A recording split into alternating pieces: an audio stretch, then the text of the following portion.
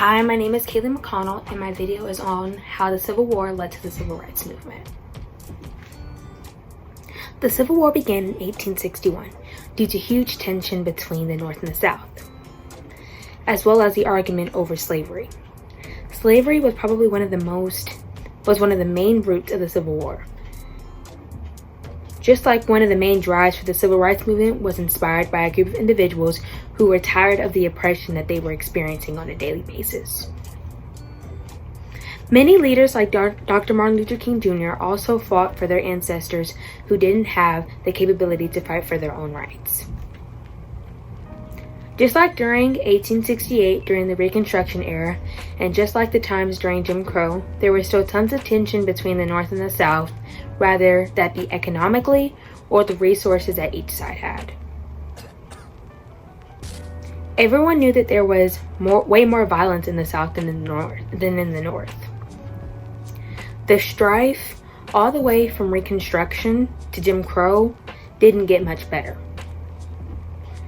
This shows that between the Civil War and the Civil Rights Movement, old ways of customs were still being followed. The Black Codes and Jim Crow laws worked hand in hand.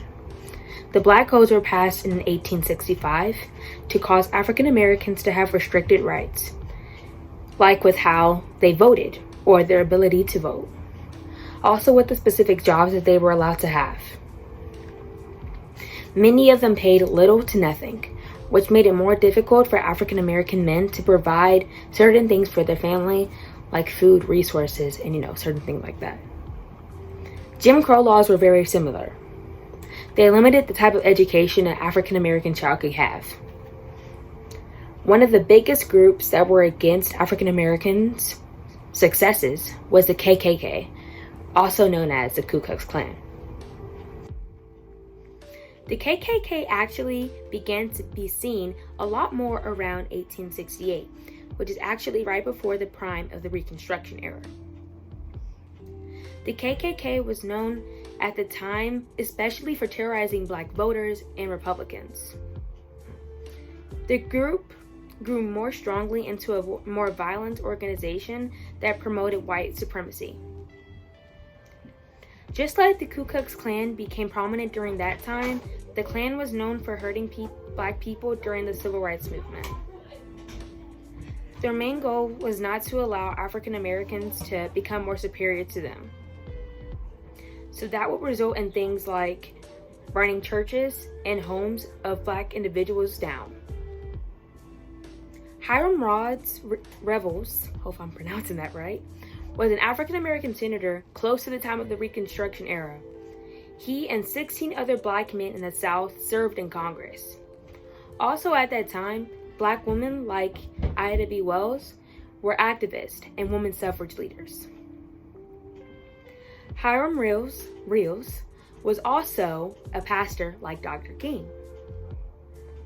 Many individuals during the Civil Rights Movement followed through on the legacy of many Black leaders who represented their people during that time. The power and might of leaders of the past transferred into generations of the future. They fought for what they thought was right, and this is one of the most important things that you can possibly do as a human.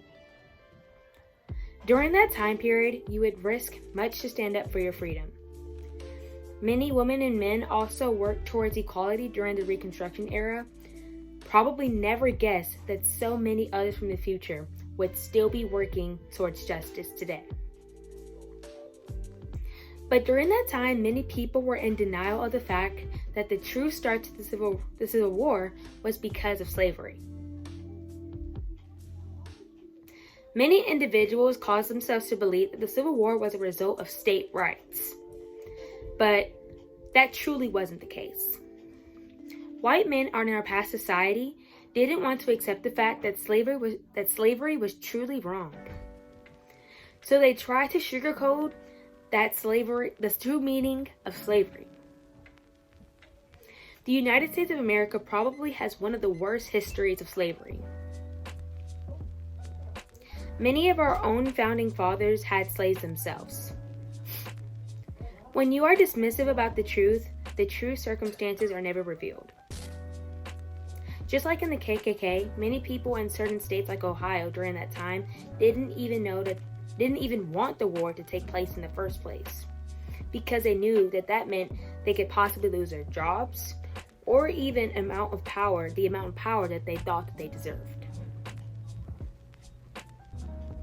If the government or society gave in to what many people were trying to tell them, especially those who were anti-war, there was possibly a true chance that the Civil War may have never taken place in the first place. Over the course between the Civil War all the way to the Civil Rights Movement, Black people have been looked at differently because of culture, hair, style, and so much more. So over the course of US history, things had continued and never changed. The Civil War was a prime example of a group of individuals trying to be set free, and then some people being against that. I wouldn't say that history has repeated itself, but it has definitely had some customs that have never changed. Thank you. My sources came from history.com. 2 of my sources came from nationalgeographic.com. One of my other sources came from www.yesmagazine.com. And 2 of my sources came from the Library of Congress.